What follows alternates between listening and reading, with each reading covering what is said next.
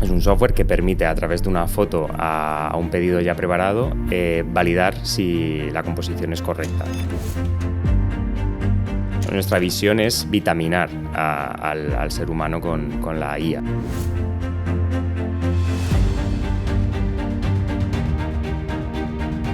Hay clientes que, según lo que vendan y el target que tienen, pueden llegar a un 60% de fraude.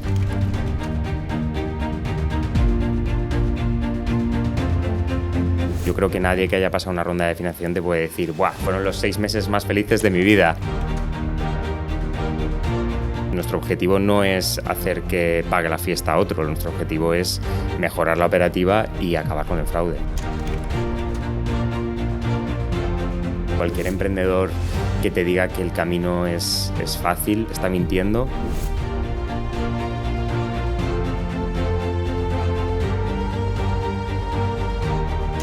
Y te hago un spoiler, nuestro siguiente producto va a ser increíble.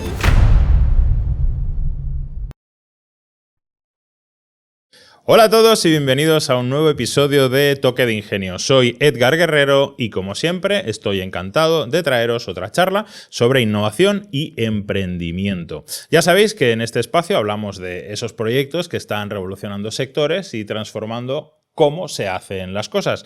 Hoy os traigo una historia que seguro que va a resonar en todos aquellos que hemos pedido comida a domicilio alguna vez y nos hemos encontrado con algún que otro error en el pedido. O faltan las patatas, o faltan las salsas, o algo que me ha pasado a mí muchas veces es que yo bebo la bebida cero y normalmente me la traen normal. Pues bien, nuestro invitado de hoy está decidido a acabar con estos problemas propios del delivery. Hoy nos acompaña Adrián Martín, CEO de Bronce, una empresa que ha desarrollado un sistema que utiliza inteligencia artificial y visión por computador para optimizar la preparación de pedidos en restaurantes. Su objetivo, asegurarse de que cada pedido salga perfecto, evitando errores y, lo que es aún más interesante, previniendo posibles fraudes. Vamos a conocer en profundidad cómo funciona esta tecnología que promete revolucionar el sector de la restauración y los servicios de entrega a domicilio. Hoy hablaremos sobre cómo Bronce ha integrado la IA en sus procesos, los retos que han enfrentado para desarrollar esta solución y qué impacto tienen en la experiencia tanto de los restaurantes como de los consumidores. Pero antes, permitidme agradecer a nuestro patrocinador ProtonGo su colaboración para mantener vivo semana tras semana este espacio de divulgación y de innovación de nuestras empresas. Os recuerdo que ProtonGo pone a vuestra disposición su plataforma online para que de forma ágil y económica puedas fabricar tus piezas y prototipos mecanizados o en impresión 3D y recibirlos en tu oficina en pocos días.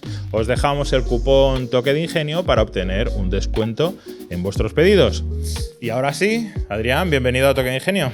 Muy buenas, Edgar.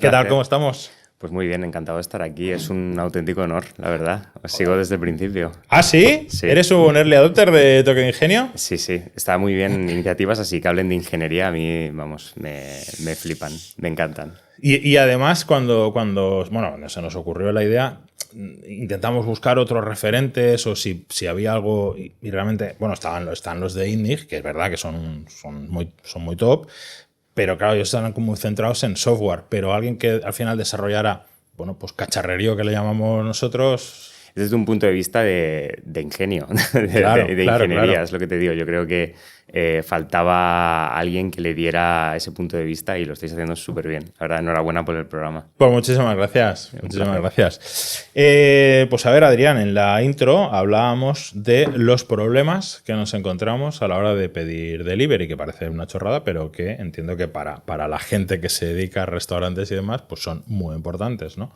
Explícame qué tipo de problemas nos encontramos con los delivery.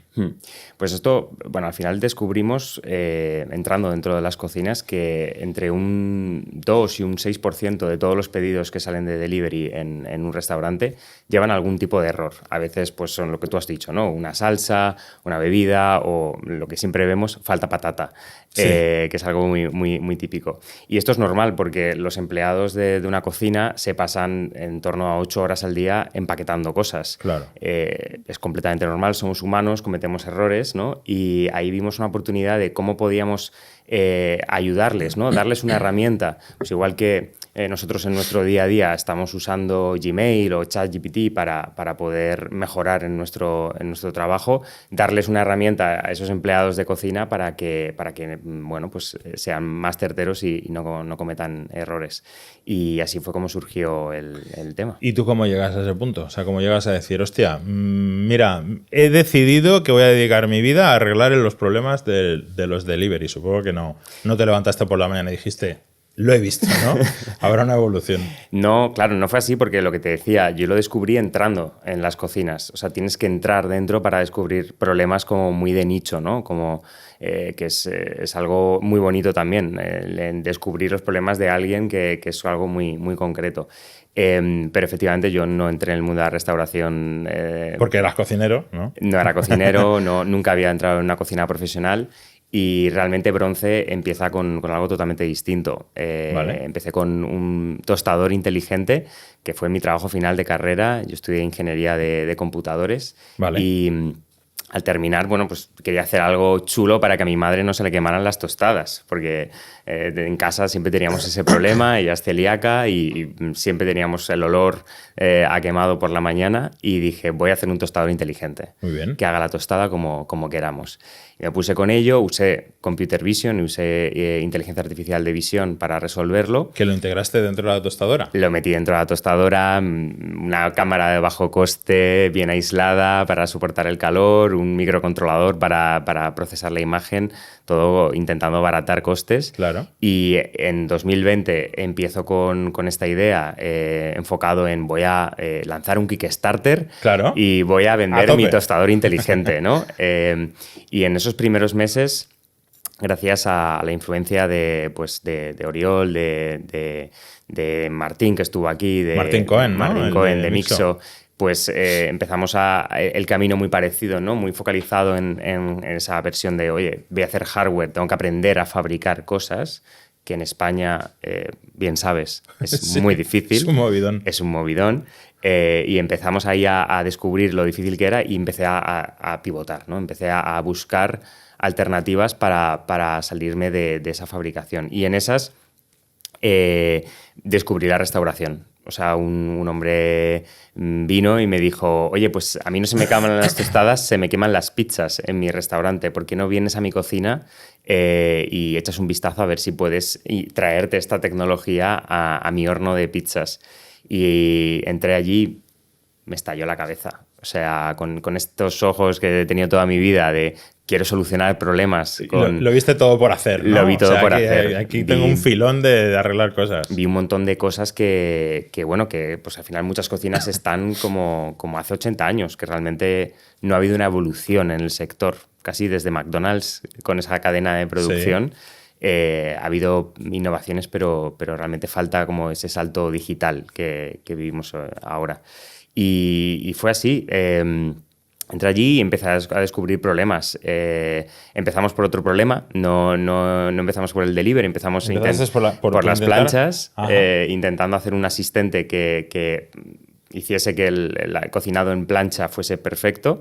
Y en esas descubrimos este otro problema y bueno, pues al final tienes que decidir dónde poner. Como startup tienes que poner toda la carne en un sitio, ¿no? Tienes que ir a fuego. Y decidimos ir por aquí porque nos facilitaba mucho entrar en el mercado. Al final somos la primera herramienta que soluciona un pain tan grande como el que hemos dicho. O sea, no hay nadie en el mercado que lo esté haciendo tan bien como nosotros y eso pues, nos da una ventaja competitiva, ¿no? Un foso que nos está permitiendo empezar a crecer y llegar a mercado. Entonces, ¿preferiste centrarte en la gestión del delivery que verificar si las pizzas o las hamburguesas o lo que fuera estaban en el punto de cocción correcto, ¿no? De ese primer análisis, siguiendo metodología de producto... de libro, ¿no? De libro. O sea, ahí soy muy fan de la metodología de producto y decidimos ir por aquí porque, por ejemplo, para conseguir este producto nos tenemos que integrar con el sistema, el ecosistema digital de los restaurantes, que es bastante complejo. Hay un montón de... El ecosistema digital te refieres a sus sistemas de apps para recibir pedidos, ¿no? El TPV donde gestiona... ¿Es todo eso? ¿Te refieres? Todo eso, exacto. Vale. Hay muchos players, está el integrador, están las operadoras como Glovo, Uber, los puntos de venta.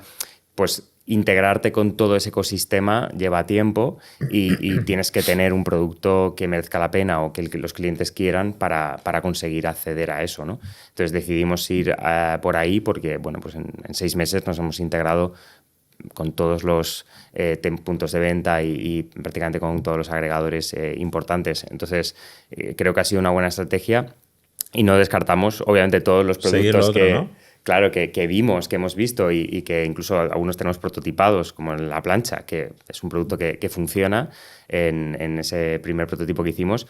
Iremos por ahí a medida que vayamos creciendo, ¿no? De hecho, no te puedo explicar lo que es porque estoy bajo pena de confidencialidad y cárcel eterna, pero en IMAS hemos hecho un producto que tiene que ver algo con lo que tú empezaste a hacer con lo de las tostadoras. No te puedo decir qué es, pero... Si validáis barras de pan, tiene un puntito ahí, me suena. Me suena. Tiene algo que ver. Y en paralelo a eso, te iba a decir que justo hemos empezado a generar también un poco de contenido en vídeos en este canal, en Toque de Ingenio, analizando tecnologías, pues tecnologías disruptivas, aparte del podcast, ¿no? Pues cogemos una tecnología y decimos, vamos a ver cómo está el sector en concreto de lo que sea. Y uno de los que hemos hecho, que no sé si aún no ha salido publicado, es robots en la cocina. Y analizamos. Uh-huh. Y uno de los robots, me acuerdo perfectamente, que tenía el problema que las hamburguesas se le quemaban. Entonces tenían los brazos, tenía el cómo le da la vuelta, la masa, tiene su proceso, está automatizado, pero estaban resolviendo los puntos de cocción de las hamburguesas. Eso es. Apuntárselo. Hay mucha ciencia detrás de una hamburguer bien hecha. Seguro. Seguro. Muy buena, hay que hacer una buena metodología y al final, bueno, a día de hoy pues son personas y un poco nuestra visión es vitaminar al ser humano con la IA, ¿no? Sabemos que dentro de 20 años probablemente no haya personas en las cocinas, pero a día de hoy sí, ¿no? Y un poco venimos a crear estas herramientas que les permitan hacer mejor su trabajo.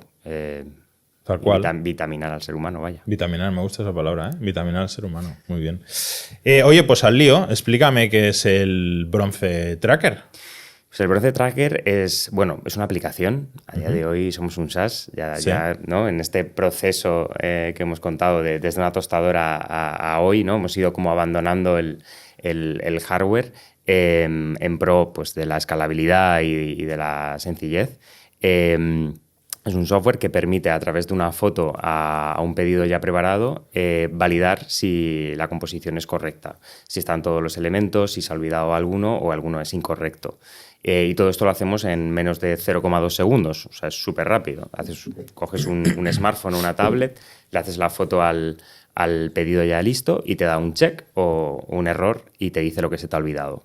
Es tan simple como eso. El pedido listo encima de la mesa, el pedido dentro de la bolsa, el pedido ¿cómo? Nos adaptamos a eso. Parte de la metodología de producto fue descubrir que cada cocina, literalmente, no hemos visto 2 cocinas iguales. Seguro. Bueno, a no ser que sean de la misma cadena, ¿no? Que intentan replicar, pero cada cliente es distinto y eso era parte del reto a solucionar. Era como cómo hacemos un SaaS que funcione para todos. Y la realidad es que nos adaptamos a la operativa del cliente. Como te comentaba, tenemos versión móvil, entonces tan simple como tenerlo en la mano y hacer una foto dentro de la bolsa o encima de una bandeja o donde el cliente prefiera. Esto lo llamamos versión handle, ¿no? En la mano. Y luego tenemos esta otra versión que creo que aquí sí que hemos tenido un toque de ingenio, ¿no? Para resolver. Teníamos como esa dependencia de hardware, ¿no? Siempre necesitábamos como una cámara que tuviese una vista cenital o una vista como muy centrada en la zona de preparación de pedidos. Esto nos suponía costes de instalación, problemas de sincronización con las cámaras, problemas con el wifi. Al final los entornos de cocina son muy inestables. Y probamos, estuvimos meses con cámaras de seguridad, con todo este ecosistema de hardware que aunque nosotros no fabricáramos, al final teníamos esa dependencia y al final se nos ocurrió esto, que lo llamamos periscopio, Es un espejo que pegamos detrás de la tablet. Sí. Y con esto conseguimos hacer una estación de trabajo. Esto, pues, en un trípode un soporte, ¿no? como este, se lo fijan a la altura de los ojos el personal de cocina. Y con esto recibimos imágenes del plano cenital de lo que está pasando abajo. Entonces, el personal de cocina tiene las manos libres, puede componer el pedido y recibir el feedback justo en la pantalla, de delante. Entonces, bueno, pues con un cacharrito impreso en 3D, muy, muy simple, diseñado por nosotros en casa, impreso en casa, hemos conseguido solucionar un pain que nos daba, ya te digo, muy poca escalabilidad. No podíamos, para empezar un nuevo cliente teníamos que ir a instalar una cámara, crear una red wifi. O sea, la complejidad del producto era mucho. Ahora el cliente compra una tablet, le mandamos esto y empezamos a funcionar. Y un soportito. Entonces tienes la opción con el soporte y tablet, pero tienes la opción con un móvil. Haces la foto con el móvil y ya está. Y tenemos, ya te digo, versión móvil un 30% de clientes, versión tablet un 60-70%. Hombre, es más cómodo, está claro. Es bastante más cómodo y a nivel de experiencia de usuario, que al final es un poco la clave, pues es mejor para los empleados. Vale, entonces, venga, yo con eso le hago una foto a lo que tengo encima de la mesa o a la bolsa o a lo que se decida hacerle la foto. Tú eso lo tienes que cotejar con el ticket de compra, entiendo, ¿no? Eso es, con el pedido que ha hecho el usuario, eso es. Vale, pero yo que sé cómo va la visión artificial, tú no puedes adivinar lo que hay dentro de... No sé, ¿el shawarma es mixto o solo de pollo? Es imposible saber eso. Entonces, tú lo que haces es validar número de objetos que hay ahí, incluso a lo mejor ¿qué haces? ¿Separas si son bebidas o patatas o cómo lo haces? Pues nosotros siempre decimos a los clientes, porque es una pregunta, ¿no? Pero al final yo quiero distinguir si lleva cebolla. Es imposible. Nuestras cámaras, las cámaras de un dispositivo, no tenemos infrarrojos, pues no tenemos... Acabamos de hacer un proyecto con rayos X que, ojo, ¿eh? No tenemos rayos X, justo, ¿no? Pero, oye, a lo mejor el próximo iPhone trae una cámara con rayos X. No se sabe. Nunca se sabe. Sí. Podría ser interesante. Entonces, nosotros vemos lo que el ojo humano ve y distinguimos lo que el ojo humano ve. De tal forma que normalmente en bebidas es bastante sencillo porque suele haber una distinción clara de colores o de forma. En alimentos depende si el cliente etiqueta, ¿no?, de una forma concreta. Normalmente las burgers llevan pegatinas de colores, llevan una marca que las identifica o va escrito a mano. Sí. Entonces, dependiendo del cliente, nosotros al final lo que hacemos es contar elementos por categorías que sean distinguibles a simple vista. Entonces, si las hamburguesas no se distinguen, pues son categoría hamburguesa. La realidad es que el 80% de los errores que detectamos son missing item, son como errores de se te ha olvidado algo, falta patata. Entonces, en esos casos es simple, simplemente contar que todo va y que no se te ha olvidado nada. Entonces, el wrong item, el elemento erróneo, ocurre mucho menos y bueno, lo solventamos en algunos clientes más, en algunos clientes menos. Pero ya te digo, la idea era empezar por lo gordo, que era que no se te olvide nada. Además que piensa, ¿no? Tú estás con tu pareja cenando, haces un pedido de delivery y te llega mal. Pero claro, no es lo mismo que tu pareja se quede sin cenar que aunque sea cene otro modelo de hamburguesa, otro tipo de hamburguesa, ¿no? Claro, es un pain un poquito más... Menos doloroso. Menos doloroso, justo. Claro. Vale, entonces vosotros clasificáis como unidades de producto, ¿no? Hamburguesa, envase... porque entiendo que no es lo mismo venderle esto a un restaurante asiático que a uno de shawarmas que a una hamburguesería, ¿no? Entonces, ¿cómo envasa el chino los rollitos de primavera? Es diferente a cómo se hace en las patatas fritas, ¿no? ¿Tenéis adaptaciones para diferentes restaurantes? Al final, todos los clientes cuando entran empiezan a utilizar el producto desde el día 1 porque les facilitamos poder dejar evidencias de lo que están haciendo. Esto lo has dicho antes, es importante por el fraude. Al final, cuando un cliente se queja de que algo ha llegado mal, la operadora, Globo o Uber, le devuelven el dinero porque no le piden una evidencia o una prueba, es muy difícil de pedir, también te digo, le devuelven el dinero, el restaurante se queda sin cobrar. Entonces, simplemente nuestro producto, la fase 1 de nuestro producto es le haces una foto y en caso de que el cliente cometa ese fraude, diga que en algo no le ha llegado y sí que le había llegado, el restaurante ahora tiene una evidencia para demostrar que sí que le había llegado. Te digo esto porque en esas primeras días, semanas en las que el cliente empieza a subirnos fotos, es cuando nosotros descubrimos cómo es el packaging y cómo el cliente empaqueta. Y no tenemos que ir al restaurante, simplemente empiezan a utilizar el producto, a ellos ya le está aportando valor porque se protegen del fraude y, mientras tanto, nuestro modelo de visión artificial se va nutriendo. Nosotros estamos construyendo un modelo universal que llamamos, que es capaz de identificar, ha visto pues cientos de miles de pedidos y es capaz de identificar lo que es una burger, lo que es un packaging cuadrado rectangular, lo que es una bebida en tarro, lo que es una salsa, de forma universal. ¿Qué pasa? Que cuando entra un cliente nuevo, siempre pasamos por un proceso que llamamos como de fine tuning, ¿no? Sí. En el que hay que conectar pues, esta caja rectangular. Claro. Es una burger, claro. ¿no? Esta cajita pequeñita circular es una salsa y es este tipo de salsa. Y eso lo hacemos en las primeras semanas de uso. El cliente no lo nota porque, digamos, ya está disfrutando de la primera versión del producto, que es antifraude, y en cuanto tenemos el modelo fine-tuneado, activamos la versión proactiva o de IA, ¿no? O sea, la primera sería identificar paquetes, ¿no? Tantos paquetes hay en la caja, tantos paquetes tengo en el ticket, 7, ok. Eso es. Eso sería la primera. Y a medida que la IA es capaz de identificar qué es cada paquete, puedes llegar a decir, vale, esto tenía que ser hamburguesa de pollo y en realidad es de pescado. Eso es. Y al final, o sea, lo bonito de la IA es que a medida que vamos nutriendo, ¿no? Y vamos... Es más lista. Es más lista. Entonces, cada cliente nuevo que se incorpora, pues menos tiempo tardamos en poder hacer ese fine-tuneado. Me llama la atención lo del fraude.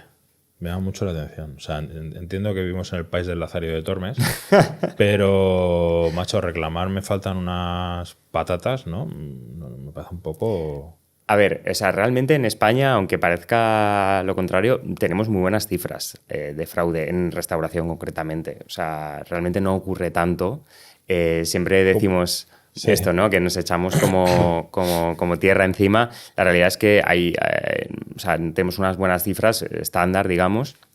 Lo que pasa que, bueno, siempre pues hay gente listos, que... ¿no? Hay listos, ¿no? Hay gente que dice, oye, pues quiero cenar una vez cada 15 días gratis y dice que no le ha llegado el pedido. ¿Pero que no le ha llegado nada? ¿Nada de nada? Pues hemos visto de todo. ¿Sí? Hemos visto de todo. En algunos clientes... Depende mucho, por ejemplo, el target de cliente. No es lo mismo si tú vendes a gente de 15 a 30 años que si vendes a gente de 30 a 60, ¿no? Sí. Hay diferencia. Pero ya te digo, hay clientes que según lo que vendan y el target que tienen pueden llegar a un 60% de fraude de todas las reclamaciones que reciben. Y hasta ahora los restaurantes no tenían forma. Esto lo descubrí, el problema lo descubrí en una de las cocinas, en varias cocinas que visité. Me decían las personas que estaban allí en cocina, se sacaban el móvil, le hacían una foto al pedido y empaquetaban. Y era como, ¿por qué has hecho esa foto? Pues porque Pepito no sé qué, es que pide todas las semanas y todas las semanas dice que no le ha llegado nada. Y era como, pero ¿y qué haces, no? Pues viene mi jefe, me echa la bronca, me dice que cómo es posible que hayamos enviado un pedido sin la hamburguesa y yo le digo que no, que está bien. Y ahí fue como, pues aquí hay algo que podemos solucionar, ¿no? Podemos ayudaros a esta gestión. Al final, si estás haciendo miles de pedidos a la semana, ponte luego a buscar la foto en tu móvil para demostrar que efectivamente lo habías hecho bien. De hecho, vas a flipar, pero nosotros no tenemos un restaurante, pero tenemos Proton Go, que es un servicio donde mandamos piezas a domicilio. Y ese ¿Os ha pasado? Y ese domicilio puede ser Castelldefels, pero puede ser Noruega. Y puede ser Chile, por ejemplo, mandamos muchas piezas allí. Y no te voy a decir que es habitual, pero sí que nos ha pasado. Claro, nuestras piezas son delicadas, son piezas de aluminio, tienen que ir muy bien envueltas. Si se te cae la pieza al suelo, claro, pues la partes o le das un golpe o lo que sea. Sí que nos ha pasado recibir las piezas de los clientes y decirnos, oye, no, mira, es que tiene aquí un golpe, entonces repítemela. Claro, tú dices, no puede tener un golpe, de aquí ha salido bien. La caja del transporte no tenía golpes, si ha salido bien y la caja no tiene golpes, no se ha podido golpear en el transporte, ¿no? Bueno, hasta el punto que ahora el control de calidad integrado de nuestro sistema hace una foto de cada una de las piezas antes de empaquetarlas y después de empaquetarlas. Pues tenéis un tracker, un bronce tracker incluido. Y aún así tenemos problemas con las fotos. O sea, le hemos llegado a mandar las fotos al cliente y decir, mira, tío, de aquí salió así, esta era la caja, si tú la caja la has recibido está bien, ¿qué me estás contando? Claro. Vosotros tratáis directamente con el cliente. No tenemos un intermediario que pague o que me quite a mí el dinero directamente y al final la disputa es entre ellos y nosotros, que normalmente siempre se ha resuelto, pero sí que alguna vez nos ha pasado o salir 12 piezas de aquí y decir, oye, han llegado 10. No, han llegado 12 porque me han mandado 12. Pues las hemos contado. Claro.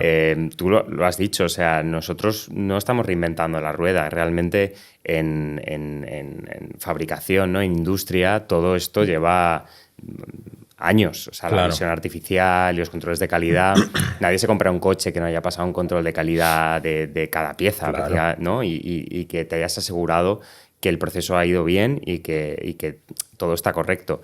En restauración, por las características, ¿no? de lo que es un pedido, no estaba ocurriendo. Y nosotros queríamos acercar esta tecnología que está presente desde hace años, abaratarla, adaptarla, ¿no? Todo esto que te he contado, al final podríamos haber llevado una cámara multiespectral y un cacharro, no sé qué. Claro, ningún restaurante te va a pagar 10.000 euros por una máquina y es que nadie lo va a hacer, ¿no? Entonces había que encontrar la fórmula de aterrizar en un mundo tan distinto, tecnología que creemos que es necesaria. Es que tú mismo me estás contando, es que esto pasa todos los días. Y no tiene nada que ver, y además lo nuestro es un B2B, que es mucho más serio, más formal, hay menos cachondeo, ¿no? Es trabajo en una empresa que suele responder y aún así tenemos nuestras disputillas.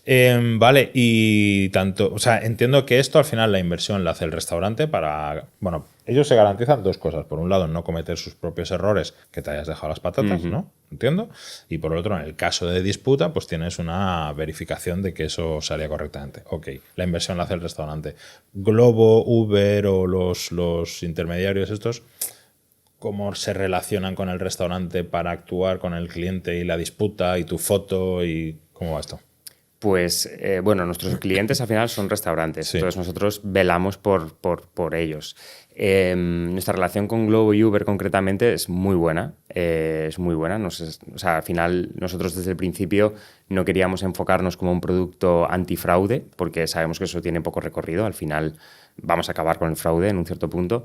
Queríamos mejorar la operativa de nuestros clientes, ¿no? Bronce, como empresa, nuestro objetivo es eso, mejorar la rentabilidad, mejorar la velocidad y la satisfacción de los clientes de restauración. Entonces, siempre hemos ido con esto. Nuestro producto ayuda a solventar un problema que son los errores, que además somos capaces de solventar el fraude. Entonces, nuestra relación con ellos es muy buena, tenemos trato con las dos agregadoras principales y estamos integrados con ellas.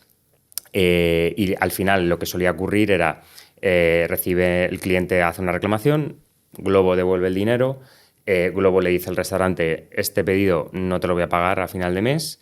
Entonces nosotros ahora entramos ahí y le decimos a Globo, oye, pues de esta reclamación tenemos el pedido validado con IA, se lo mandamos a Globo, el soporte de Globo revisa efectivamente la imagen con todos los elementos que venían en el pedido y le devuelve el dinero al restaurante. Entonces, a día de hoy, pues ya te digo, el problema se queda en el medio, ¿no? en la agregadora. O sea, Globo de alguna manera acepta como prueba tu foto. Eso es. Ah, bueno. O sea, es un estándar internacional aceptar ahora mismo imágenes, pues ya sea de una cámara de seguridad, de una aplicación como nosotros, como prueba de que el pedido estaba bien, obviamente. Era como lo estoy viendo, ¿no? En caso de... De hecho, yo me había planteado que igual a ti te aplica también, si sería posible directamente enviarle la foto al cliente por la aplicación, porque es como la forma de validar, mira, escucha, la caja ha salido así, las piezas son estas, te ha llegado, toma, yo te digo lo que te estoy mandando. Es verdad que si tú me mandas una foto con la caja golpeada, me tengo que hacer yo responsable porque es DHL el que lo ha hecho y ahora lo reclamaré yo, ¿no?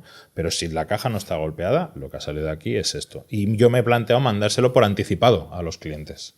Ahí no puedo contar mucho, pero estamos trabajando en ello. Estamos trabajando en ello. Yo creo que la experiencia del cliente incluso, ¿no? A priori puede vitaminarla, ¿no? Si estoy esperando ansioso mi hamburguesa con queso y 10 minutos antes de que me llegue ya estoy recibiendo la imagen de el pedido está listo, podría ser un plus en esa experiencia. Y sobre todo es eso, nuestro objetivo no es hacer que pague la fiesta a otro, nuestro objetivo es mejorar la operativa y acabar con el fraude. Entonces, terminará llegando, estoy seguro. Vale, ¿y cómo lo están? O sea, ¿cuál es el feedback que tienes de los restaurantes donde ya está funcionando? O sea, perdón, antes de eso, me decías que se estimaba el error, ¿en qué tanto por ciento? Depende del vertical, digamos. No es lo mismo una hamburguesería que tiene un montón de elementos, ¿no? Patatas, bebidas, salsa, hamburguesa, que a lo mejor una pizza, justo, que la pizza es la pizza, ¿no? Pero estamos hablando de entre un 2 y un 6% de todos los pedidos que hacen de delivery. ¿No mucho?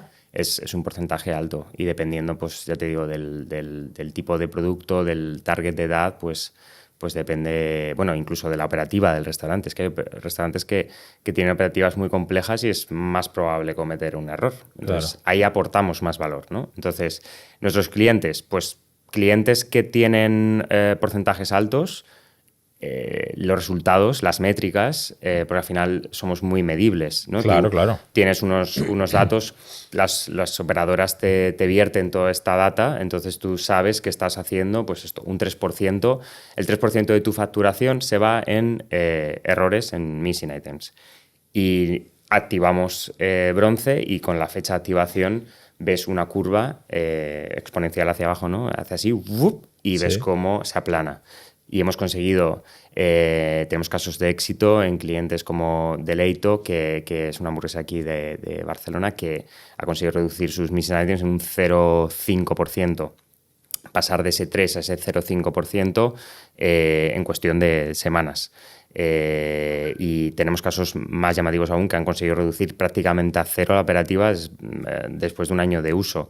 Nugu Burger, por ejemplo, que es uno de nuestros primeros clientes, su operativa a día de hoy es perfecta. O sea, no tienen errores. Han conseguido introducir tan bien en el flujo de trabajo el bronce que no cometen errores, cero, y los pocos missing items que tienen son fraude. Entonces, ya te digo, estamos hablando de un 0,1, un 0, según la semana. O sea, son métricas muy buenas. Es que entiendo que todo lo que puedas ver, es decir, lo que probablemente no podrás ver es si tú pones 3 shawarmas uno encima del otro, haces la captura desde arriba, pues igual no puedes ver si hay 3, pero a la que tú seas un poco hábil a la hora de ponerlo encima o sea, dentro de la bolsa, vas a ver todo, siempre. O al menos contar ítems lo vas a ver siempre. El equipo de cocina, una vez se acostumbra a usar la herramienta y la introducen en el día a día, ellos mismos ya saben cómo pues esto, no colocarte dos cosas encima o apilarlo y colocarlo de una forma un poco más estratégica sin afectar a la operativa, ¿no? Al final nosotros intentamos ser muy ágiles y hemos diseñado el producto en cocinas de alto rendimiento, cocinas que te hacen 20.000 pedidos al mes. Son muchos pedidos y un frenesí constante de salida. Joder, 20.000 pedidos. El otro día hace un tiempito estuve en una dark kitchen robotizada. ¿Aquí en Barcelona? Tampoco te lo puedo explicar. Eso es una mierda, macho. Tengo tantas cosas que explicar, no puedo explicaros las cosas. Sí, tal cual. Estaba muy bien pensada, ¿eh? Muy bien pensada. Y no estaba dijéramos, el 100% automatizado, pero tela, ¿eh? Tela lo que habían conseguido implementando robots en una dark kitchen. Es verdad que estaba cerrado, no había... O sea, no servían mesas o nada, totalmente cerrada, pero está muy bien planteado. Yo creo que vamos hacia ahí. ¿Tenemos un super mega early adopter que haya flipado con vuestro producto y lo tenga puesto en todos sitios y esté enamoradísimo? Tenemos varios. O sea, enamorados, ya te digo, una vez... Normalmente el proceso empieza en un restaurante, tenemos, ¿no? Incluso damos un mes de prueba, entonces nos prueban durante un mes en un restaurante. Nuestro tipo de clientes son cadenas de restaurantes, o sea, tienen que tener más de una ubicación para aportar valor. Claro. Bar Paco, pues es muy difícil que le aportemos valor porque está está Paco allí cuidando de su restaurante. Lo difícil es cuando tienes 10 restaurantes en varias provincias y tienes que mantener la consistencia y la calidad en todas, ¿no? Entonces ahí aportamos muchísimo valor. Empezamos ahí, en un restaurante, ven las métricas y dicen, escalamos. Lo ponemos en todas. Y esto, todo el equipo, escalamos, genial, vamos para allá. Y tenemos casos. Nugu Burger es una hamburguesería de Madrid con un concepto muy chulo que mezclan una pizza y una hamburguesa. Ajá. Es una hamburguesa pero con masa de pizza. Como una especie de calzone con hamburguesa dentro, ¿no? Exacto. Están increíbles. Te recomiendo que las pruebes. Y empezamos con ellos. Fueron nuestro primer cliente y llevan, ya te digo, 1 año y medio usando Bronce Tracker. Nos han ayudado a perfeccionarlo. Nos han dado feedback. Todo el equipo se ha volcado con la herramienta. O sea, ya no es solo, ¿no?, que tú llegues allí y les cuentes, pues bueno, te voy a instalar aquí una cosa. No, es que el equipo de cocina diga, ¡joder, qué guay! Y haga efecto wow y se les ilumine la vista cuando hacen el cling. ¡Ay, voy a quitar las patatas! ¿No? ¡Hostia, qué chulada! Tal. Entonces, eso lo hemos sentido con Nugu. Y también con Vicio, que arrancamos con ellos, fue también early adopter, confiaron en nosotros y empezamos a desarrollar el producto en sus cocinas. Y ahí, pues lo que te digo, cocinas de alto rendimiento. Vicio tiene el récord en España de hacer hamburguesas. De hacer hamburguesas por día. O sea, imagínate, ese frenesí nos vino muy bien para aprender de las necesidades concretas de una cocina, de una dark kitchen o cloud kitchen con unas condiciones que no son las mismas que un restaurante más pequeño. Es que son casi clientes distintos. Claro. ¿Y las pruebas? Las pruebas del test. Porque claro, desarrollar esto no es flor de un día, ¿no? Es que desarrollas la IA, le das a un botón y ya, mira, perfecto, esto va. ¿Cómo habéis hecho las pruebas? ¿Os habéis salido con... ¿Tienes un tío que tiene un restaurante o cómo lo habéis hecho? Pues encontrando partners, lo que te decía, ¿no? Encontramos a partners que confiaron en nosotros, que entendían el valor de la tecnología en la restauración, cosa que no es fácil de encontrar, porque muchos restauradores todavía están como muy, ¿no?, chapados a la antigua, digamos, ¿no? Totalmente. Les cuesta ver el valor que ofrece la tecnología y, bueno, ya te digo, Vicio concretamente desde el principio apostó por tecnología, operaciones, calidad, ¿no? Y ahí, pues, nuestro pitch encajó perfectamente y empezamos a trabajar con ellos, con Cuina, que es un concepto de dark kitchens también, de cocinas virtuales, y nos dejaron sus cocinas para llegar allí, poner cámaras, aquí. Oye, vengo Claro. a hacer esta prueba, contárselo al equipo. Y como eran equipos, pues esto, muy motivados, muy por la labor, fue muy fácil. Nosotros no teníamos ningún restaurante Claro. donde poder instalar todo, ¿no?, y hacer pruebas. Y ahí poco a poco pues fuimos iterando. Aún así, cada cliente que a día de hoy seguimos recibiendo, seguimos aprendiendo. Vamos allí, conocemos un poco el entorno, porque eso nos ayuda a convertir realmente un producto en algo 100% escalable, porque es lo complejo. O sea, fabricar un producto para una persona es muy sencillo. Claro. O para un cliente, ¿no? Para una empresa es súper sencillo. Solo tienes que, bueno, a ver, cuéntame qué necesitas y te hago el productazo ad hoc para que solucione tus problemas. El tema es encontrar esa saturación en el discurso y construir algo que funcione para cientos. Pero tanto varía. O sea, entiendo que en la forma de cocinar y todo eso, evidentemente, ¿eh? Pero a la hora de embolsar y poner los productos entre el peruano, la hamburguesería, el pizzero y no sé qué, ¿tanto varía? Totalmente. ¿Totalmente? Totalmente. O sea, te prometo que no he visto todavía 2 procesos de principio a fin, ¿no? Desde que entra la comanda hasta que la comanda sale, ya sea en sala o en delivery, ese proceso no he visto uno igual. Y al final las operaciones son algo core de los restaurantes, porque cada uno tiene su librillo. O sea, al final vosotros lo tenéis que ver mucho en industria. Ese pipeline de creación de un producto, de construcción, pues entiendo que cada uno es distinto, cada uno le pone su cosilla, pues esto es igual. Lo nuestro es más fácil porque al final a nosotros nos contrata un cliente, nos dice, ven, y te voy a hablar de mi libro, ¿no? Nos habla de su libro y le hacemos su solución. Entonces esa solución luego no se adapta a millones de clientes. Entonces ahí tenemos un poco de ventaja. Y hablando del proyecto en sí, del desarrollo, ¿qué ha sido lo más complicado? El reto del desarrollo en lo que más has sudado, ¿qué ha sido? En desarrollo de producto... Sí. En desarrollo de producto, 100% ha sido encontrar la fórmula para librarnos del hardware. Porque el proyecto, ya te digo, nacimos siendo hardware. Nuestro primer MVP del tracker era una Raspberry Pi, una webcam y un botón gigante. Entonces, y nosotros no sé muy bien por qué, pero todo el equipo... ¿El botón hacía la foto? El botón hacía la foto. El botón era como foto. y todo el equipo de bronce estábamos como... teníamos en la cabeza que el hardware era importante en lo que estábamos haciendo. Y cuando conseguimos cambiar esa mentalidad y decir, no, vamos a buscar la fórmula de hacer que esto sea escalable, barato, que cualquier restaurante, por pequeño que sea, se lo pueda permitir, que no tengamos que ir físicamente nosotros al local para empezar a funcionar. Pues cuando empezamos a meter esto en la cabeza y dimos con esta solución, para mí eso ha sido, ya te digo, lo más difícil, porque nos ha llevado meses.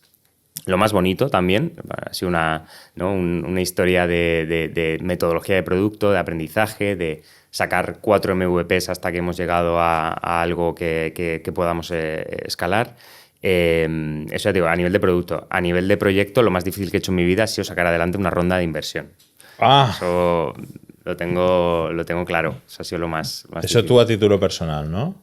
A título personal... Bueno, tú personal o de empresa, ¿no? Pero sí. O sea, a nivel de proyecto, quitarte encima el hardware, que me parece brillante, porque al final es verdad que es un sobrecoste que muchas veces si te lo puedes evitar. De hecho, te explicaba, ¿no?, que nosotros hemos hecho proyectos donde hemos integrado un iPad y forma parte del core del producto, ¿no? Y el resto es adornar lo que necesitas, pero partiendo de que yo aquí voy a poner un iPad para no tener que replicar todos los componentes que ya tiene un iPad, ¿no? Me parece vital. Claro. Entonces el tuyo, al final, hacer una piececita con un espejo, macho, es el top, ¿no? Y lo otro me decías, levantar una ronda de inversión, pero bueno, eso a nivel de empresa, ¿no? A nivel de empresa. Bueno, a nivel de equipo, al final es un reto. Yo creo que todos los emprendedores nos encantaría tener un proyecto que pueda ser bootstrapping, ¿no? Que puedas ir creciendo a medida que vas ganando clientes. La realidad es que no todos los proyectos te permiten hacer eso. Nosotros, en un cierto punto, hemos tenido financiación pública, que esto si quieres luego lo comentamos, ¿no? Pero hemos tenido ayudas tanto del gobierno catalán como del Estado a la hora de generar innovación, y nuestro core tecnológico, digamos todo ese core de IA, lo hemos construido con dinero público. Y a partir de ahí necesitábamos financiación privada para poder escalar en ventas y para poder escalar el proyecto. Y ese proceso, al final, una ronda es como yo lo comparo con una entrevista de trabajo muy larga. Muy larga, ¿no? Tienes que ver a un montón de inversores y todos los inversores te entrevistan a saco, porque al final tú como emprendedor o tu equipo les importa la persona, les importa el equipo y les importa obviamente el proyecto, ¿no? Pero en ese orden. Y es un proceso, bueno, arduo. Yo creo que nadie que haya pasado una ronda de financiación te puede decir, ¡buah! Fueron los 6 meses más felices de mi vida. Casi no cogí peso, no he perdido pelo. O sea, es un poco duro, pero bueno, también bonito, obviamente, porque lo haces. ¿Y sabes cuántas reuniones has tenido que hacer con inversores diferentes? ¿Muchísimas? Pues no te puedo decir, pero de enero de este año a marzo, todos los días hablaba mínimo con 2.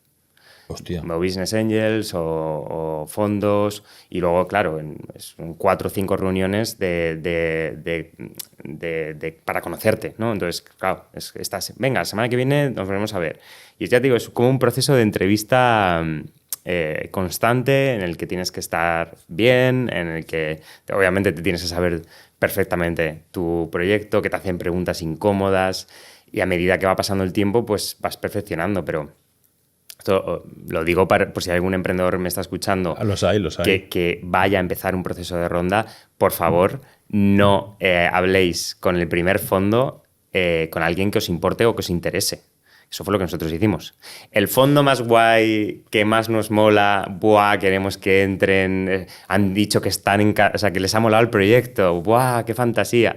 Pues nosotros ganamos el año pasado Seed Rocket, Sí. ¿Conoces Sí. la iniciativa? Ganamos el campus de Seed Rocket en Madrid en noviembre y eso fue como, ¡pum!, ¿no? Estallido de fondos inversores y ya te digo, cometimos el gravísimo error de primer fondo con el que hablamos, le presentamos el pitch, lo hicimos fatal. El fondo que más nos interesaba y lo hicimos fatal. Yo salí de aquella reunión sudando, casi llorando, hablando con mis socios en plan de madre mía y realmente, bueno, pues no salió, obviamente, y su feedback fue quizá pues habernos dejado para los décimos. ¿Ellos mismos te lo dijeron? Sí. Hostia. Eso, la comunidad inversora, he de decir que en ese aspecto está muy guay, porque Te dan su feedback, ¿no? te dan feedback y saben que todos, bueno, somos niños jugando a emprender. Al final... Claro. O sea, te puedes encontrar con inversores en escala, ¿no? Hay con inversores, con emprendedores, ¿cómo se llama? Sí, bueno, en escala, estos que han hecho un montón de empresas una detrás de otra y ese tío pues tendrá los huevos pelados. Pero te encuentras a mucha gente que no. Entonces, oye, mira, es la primera vez que he hecho esto, pues mira, perdona por no venir con todo tu listado de preguntas hecho, ¿no? Es que, bueno, a emprender se aprende emprendiendo. Esto Martín Cohen creo que comentó algo que compartimos al 100%, en plan de si quieres emprender, emprende, no hagas ni un MBA ni emprende, ¿no? Pues esto es igual, si quieres sacar adelante una ronda, pues sácala adelante y con eso la segunda... Estoy seguro que te va a ser muchísimo más sencilla. Espero, ya te contaré. Claro. Si vamos a otra, ya te digo. Claro. Te iba a preguntar sobre los costes de vuestro producto. ¿Implementarlo en un restaurante? ¿Cómo es un fee? ¿Es un one shot? ¿Cómo va esto? Nuestro modelo de negocio, o sea, igual no teníamos ni idea de restauración, ¿no? Y escuchándoles entendimos que la restauración fluctúa mucho, ¿no? No vende lo mismo un restaurante en agosto que en octubre. Sí. Y eso es así. Y tener un precio fijo, pues haríamos que, pues esto, en agosto probablemente nos diesen de baja, ¿no? Y en alta demanda nos volviesen a dar de alta. Entonces nos adaptamos y tenemos un fee fijo que es muy bajito. Y tenemos un variable por volumen de pedidos, de tal forma que si un restaurante hace mucho volumen, le va genial, al final van a facturar mucho más, pues crecemos con ellos y en caso de que no facturen tanto, pues la cuota es más baja. Y luego toda la parte de hardware, instalación, etcétera, la cubren ellos. Nosotros recomendamos pues estas 4 tabletas, las hemos probado, funcionan genial, no hemos tenido ningún problema. Estos brazos pues funcionan genial, no hemos tenido problemas, pero no los compramos nosotros, simplemente se los recomendamos y son ellos quienes lo instalan y quien lo compra. Vale, pues luego me tienes que decir luego te tengo que preguntar algo que supongo no me vas a querer explicar aquí, pero luego sí.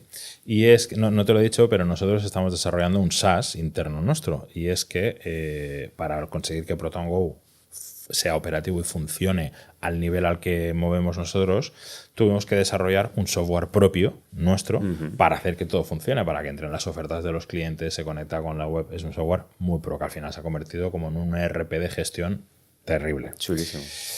Vale, entonces cuando ya teníamos esto hecho dije, hostia, este ERP es tan de puta madre que yo estoy seguro que si lo paquetizo, lo cambio un poco, lo adapto y no sé qué, pues lo puedo vender. Y estamos en fase de adaptar nuestro propio ERP para comercializarlo para terceros. Y tú me vas a decir, ¿pero le vas a vender tu ERP a tu competencia? Pues sí, se lo voy a vender a mi competencia. Por varios motivos, pero hay uno que es que yo realmente creo que tenemos que hacer los esfuerzos posibles para desarrollar la industria de nuestro país. Y como estoy convencidísimo, aunque pueda haber una parte que me acabe salpicando, creo que es mayor el beneficio que se puede acabar obteniendo de hacer crecer todo que el perjuicio, ¿no? Vale, pues estamos trabajando en eso, súper guay, bien, no llevamos mucho, llevamos 3 o 4 meses haciéndolo y no se pone el precio. No sé, vale, yo tengo esto, vale, saco al mes 1, ¿no? ¿Cómo cobro esto? Porque al final no deja de ser un software que sí tiene unos costes asociados que son muy altos, ¿no? Pero el tanto por ciento, o sea, lo que vas a cobrar es difícil de definir.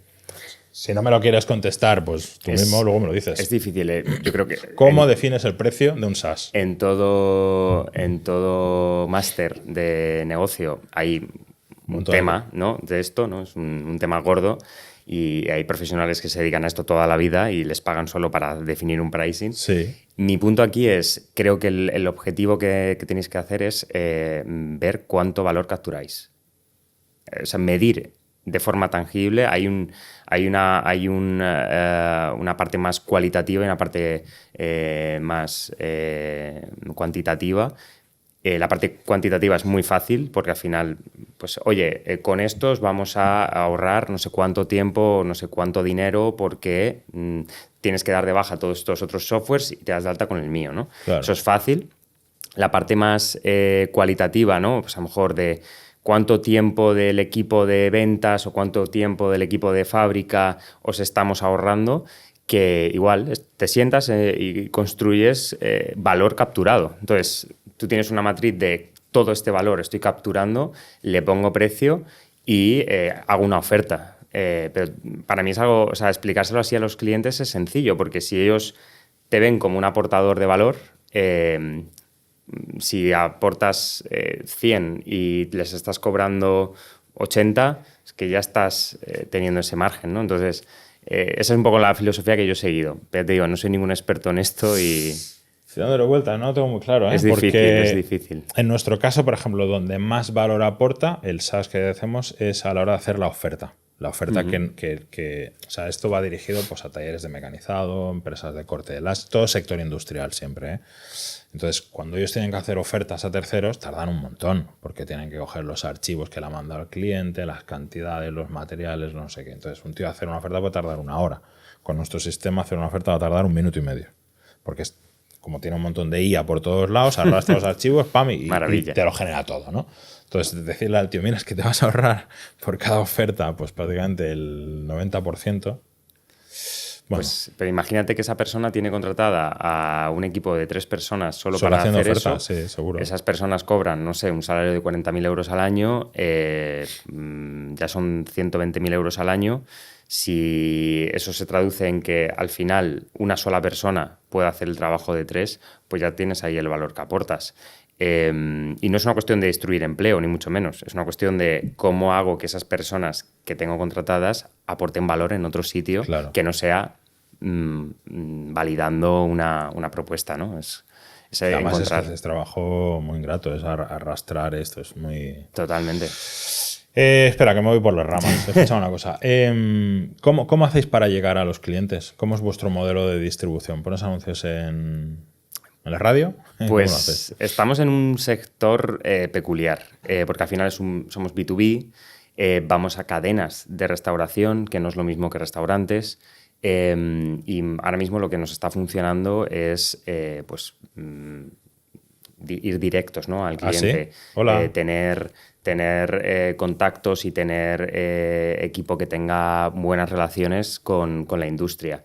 Además, tener partners estratégicos como puede ser pues, marcas de restauración, que es la asociación española de todas las cadenas de restauración que hay en el país.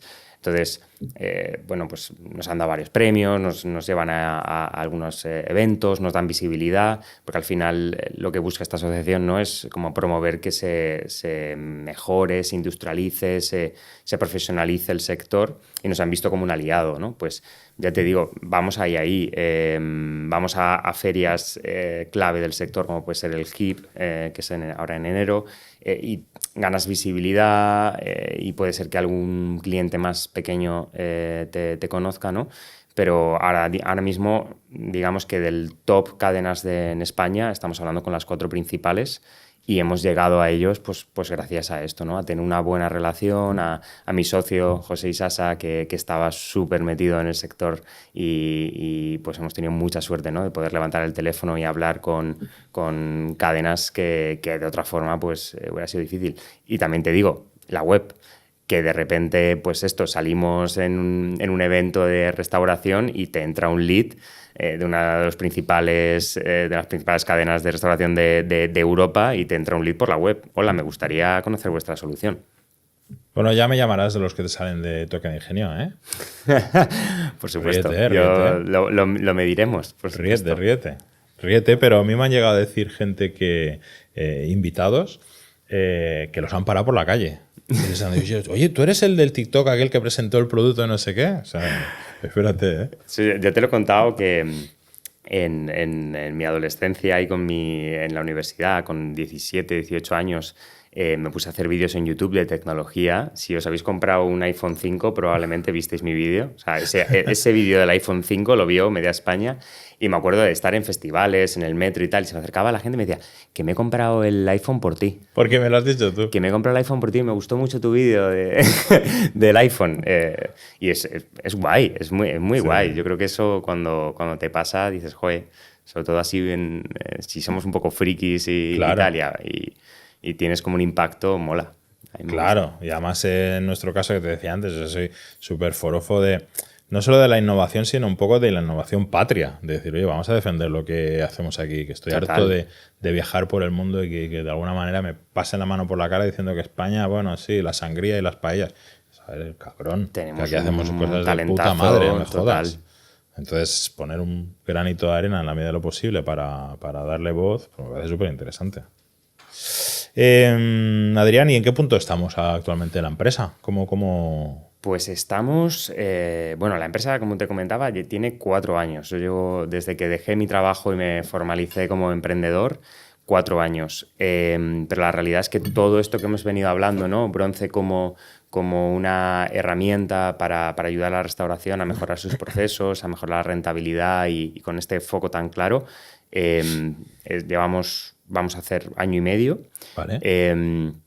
Y vendiendo Bronce Tracker llevamos 6 meses. O sea que realmente muy poquito. Los primeros meses, al final, pues teníamos un MVP, empezamos a conseguir primeros clientes, ¿no? Eso que te decía de cocinas donde probar y testar y desarrollar. Y desde mayo, más o menos, pues le hemos dado caña a las ventas y estamos escalándolas. Y pruebas de concepto en grandes. Estamos ahora en una prueba de concepto ya casi validada de una cadena de pollo frito muy famosa, que estamos muy, muy contentos. Y bueno, pues ya te digo, el punto ahora es, estamos en ese momento en el que vamos a dar ese saltito, ¿no? de facturación con clientes que nos aportan volumen. Hemos cerrado la ronda, sí. Justo la semana pasada. O sea, que cuando salga este vídeo ya estará anunciado, con partners como Encomenda, que es un gran fondo español que invirtió en Globo en su época. Ahí tenemos a Dozen, tenemos a un montón de inversores, business angels de Sea Rocket, como Marcos Alves, el fundador del Tenedor, Yago Arbeloa. Tenemos un ecosistema muy chulo. Y eso pues, nos da pues, 1 añito de gasolina a partir de ahora para continuar desarrollando. Y te hago un spoiler, nuestro siguiente producto va a ser increíble. ¿Ya tenemos un siguiente producto? Tenemos un siguiente producto y la semana pasada tuvimos como la prueba de concepto técnica de validar que todo puede funcionar y efecto wow. ¿Ah, sí? O sea, sí, me encantaría enseñártelo y mostrártelo cuando lo tengamos porque es muy chulo y creo que va a aportar mucho valor a nuestros clientes. Pero es del sector igual, ¿no? Es restaurantes igual. Sí. En este proceso que te digo de metodología de producto, que si eres fan pues vas a entender, decidimos en septiembre sentarnos con todos los clientes y no clientes que hemos tocado en los últimos años. Con managers de restaurante, con gente de cocina, con directores de operaciones, con CEOs, con todos. Y hacerles entrevistas y encontrar como el punto de, venga, ¿cuál va a ser nuestro siguiente producto? Pero sabiendas de que podemos aportar mucho valor. Y recibiendo directamente su necesidad, ¿no? Eso es. Claro, lo sientas tú, ¿sabes? ¿Tú qué necesitas? ¿Y tú qué necesitas? ¿Y tú qué necesitas? ¿no? Y al final de ahí sacas una saturación en un discurso, ¿no? Pues cada uno te dice una cosa, ¿no? Claro. Pues al final le preguntas al manager y te dice, pues necesito una fregona que seque más rápido. Pero claro. hay que focalizar. y encontrar el punto y obviamente conectarlo con lo que hacemos y con las posibilidades tecnológicas que tenemos. Pero ya digo, vengo como... Eres ahí súper motivado, ¿no? Motivado. Yo todo el fin de semana ahí, madre mía, esto va a molar mucho. ¿Y en qué va a quedar entonces el verificador de la cocción de las hamburguesas? Pues... ¿Está ahí? ¿Sigue con un proyecto ahí, latente? Sigue ahí. Y es o sea, nos parece un proyecto súper bonito, pero que al final nuestro reto como startup, lo que te decía, tenemos que poner los huevos en un cesto concreto. Foco, ¿no? Lo que te dicen todos los inversores, foco. Y tenemos que elegir lo que mejor mercado tenga. Claro. Entonces, ¿qué pasa? Hacer un asistente para hamburguesas es súper chulo y el equipo está deseando ponerse con ello, porque realmente hicimos un MVP, o sea que tenemos ahí como todo el trabajo inicial del proyecto hecho y falta pues como retocarlo un poquito y lanzarlo al mercado, ¿no? Pero no lo hacemos porque el mercado no nos convence. Claro. No está, quizá dentro de un año esté más preparado para recibir una herramienta así, porque es como para hamburgueserías, smash burgers, algo como muy concreto, pero sabemos que puede ser un producto, o sea, bueno, que sabemos que es un producto porque lo tenemos validado, ¿no? Pero digo, la priorización nos ha hecho de momento esperar un poquito más para lanzarlo. ¿Y cuándo podremos ir a ver tu producto nuevo? ¿Después de Reyes? Yo creo que hacemos desplazamientos, nos podemos llevar las cámaras. Un poquito más. Bueno, es que ahora somos software, si es que te lo mando en un mail. Claro, vale. Te lo mando en un mail, lo vemos. No, hombre, yo creo que tardaremos un poquito más, ¿no? Reyes quizás es poco. Para Reyes yo creo que algún cliente empezará a testarlo. Bueno. Pero de cara a primer trimestre año que viene esperamos empezar a hacer rollout y sobre todo esto, a validar que todo el proceso de producto, que tanto Pablo, co-founder y director de producto de Bronce, y yo somos súper fans, ¿no? Es como llevamos es nuestro mantra. No, esto de hacemos algo porque el CEO lo dice, creemos en una forma de esto, de escucha al cliente y de entender los problemas. Y después de 4 años, me has dicho que llevas con la película, después de 4 años, ¿qué tal tu vida de CEO? Mi vida personal, pues ha habido de todo. Ha habido de todo. Yo creo que cualquier emprendedor que te diga que el camino es fácil o te está mintiendo o es que tiene mucho privilegio, que también puede ser. No es un camino fácil. Yo creo que el concepto de salud mental, quizás que es nuestra generación, que nos gusta mucho hablar de salud mental, pero es real, la salud mental se debilita, ¿no? Cualquier persona que haya estado buscando trabajo más de un mes te dirá, claro, tengo la autoestima en el suelo. Sí. Pues lo que te comentaba, ¿no? Este proceso de ronda al final te mina la autoestima, te activa mucho la ansiedad. Tengo amigos emprendedores que cogen un montón de peso de repente por este tipo de momentos vitales de la empresa. Y sobre todo lo que yo más señalo es el hecho de que mi estado anímico se sincronice con el estado de bronce, que es lo más tóxico que... A mí me pasa y hace 20 años, y aún no me lo he quitado encima. ¿Qué te voy a contar? Pues en esas estamos. Yo creo que es un retazo para todo empresario o emprendedor.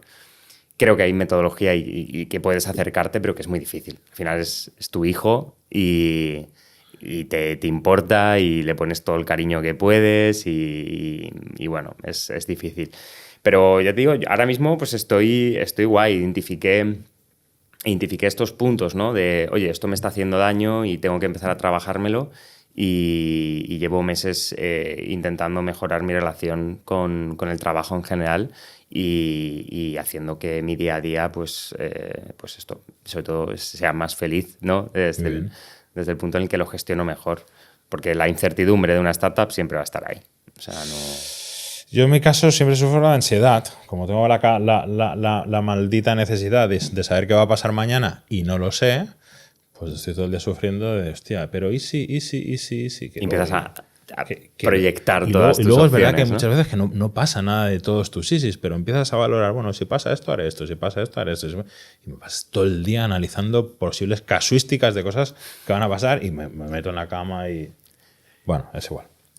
Si yo no lo he conseguido, o sea, igual es verdad que hay gente que me ha dicho que tengo que intentar hacer método, ¿cómo se llama? Mindfulness. Sí, o estoicos, ¿no? Intentar adaptar toda la metodología, que es una metodología más o menos definida, del estoicismo, donde dice, oye, mira, escucha, si tú eres incapaz de controlar lo que va a pasar, pues ¿para qué tienes que preocuparte? No sé qué. Sí. La teoría es bonita, pero la práctica ¿no? es compleja. Quiero aprovechar a comentar, ya que hemos hablado de ello, que en mis círculos se está moviendo mucho una asociación que se llama Ancla.life, ¿vale? que promueve justo la salud mental en emprendedores y empresarios. Y me parece un proyecto súper interesante porque te dan como metodología teórica y apoyo, grupos de apoyo y tal, ¿no? Pues un poco como Sí. grupos típicos, ¿no? Como Alcohólicos Anónimos, yo qué sé, ¿no? de históricos. Empresarios desquiciados, ¿no? Literal, ¿no? Y poder apoyarte, porque es verdad que compartimos un montón de cosas que puede tener un médico o un policía, pero es verdad que lo que tú has dicho, ¿no? Hay cosas muy concretas del emprendimiento que minan mucho la moral. Tal cual.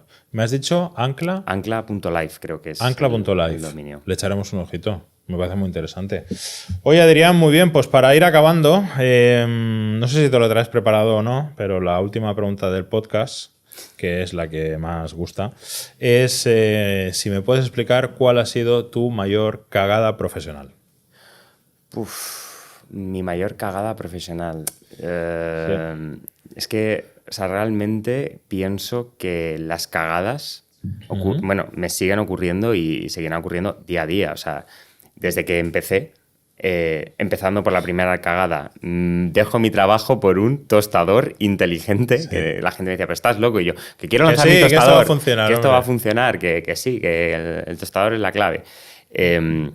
Cada día he ido como aprendiendo y yo creo que la clave está en perder el miedo a cagarla y abrazar esa cagada para mejorar, ¿no? Para aprender, porque el proceso es así, es un proceso de aprendizaje constante. Entonces, ya te digo, ¿cuál es mi mayor cagada? Hombre, seguro que hay alguna que destaca, ¿no? La que más destaca, ya te lo digo, y de la que me arrepiento muchísimo, es de haber empezado solo. Sí. Muchísimo. ¿Ah, sí? El proyecto lo cofundé con mi hermano, que ya habíamos emprendido antes juntos, montamos una ONG, apadrinaunolivo.org, hace 10 años.